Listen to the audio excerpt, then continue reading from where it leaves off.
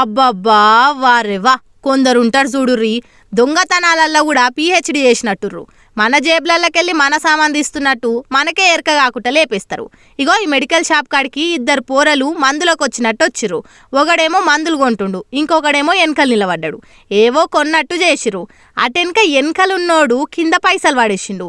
ఇక ఈ ముందుగాలున్నోడు ఈ 20 రూపాయలు మీయేనా అన్నాడు నిలబడ్డాయనని అడిగితే ఈ మనిషి ఆయన కాకున్నా సరే గాని ఎందుకు ఇడ్చబెట్టాలి పల్లెకన్నా వస్తాయి అనుకోని ఆశపడి నాయే అని వంగిండు. కథమిగా ఒంగంగానే వెనక జోబులకెళ్ళి ఫోన్ ఎత్తుకొని పరారయ్యారు. జరసేపు అయినాక చూస్తే ఫోన్ లేదు. అయ్యో అయ్యో నా ఫోన్ లేదు అని లాబోదిబో మొత్తుకుంటే సీసీ కెమెరాలల్లా అస్సలు నిజం బయటపడ్డది. 20 రూపాయల కోసం చూసుకుంటే 20,000 ఫోన్ వాయగదనే అనుకొని అందరు మాట్లాడుకోవట్టిర్రు. అందుకే మనదిగా సొమ్ము కోసం ఆశపడొద్దు. సత్తెనపల్లి గడియార తమ్మం కాడైంది ఇదంతా. అందుకే మీరు కూడా జర పైలముండుర్రి. ఎందుకంటే గల్లీకొకడు మోపైతుండు గిసొంటి బట్టెవజగాలు మంది సొమ్ము తిని బతికేటోళ్ళు. ఏమంటున్నాం పైలముల్లా? ఇసొంటి ముచ్చట్లు మస్తుగా చెప్తా కానీ అప్పటిదాకానైతే మీరు మా ఛానల్ని సబ్స్క్రైబ్ చేసుకోర్రి, లైకులు కొట్టుర్రి, షేర్లు చేయుర్రి. ఏమంటున్నాం?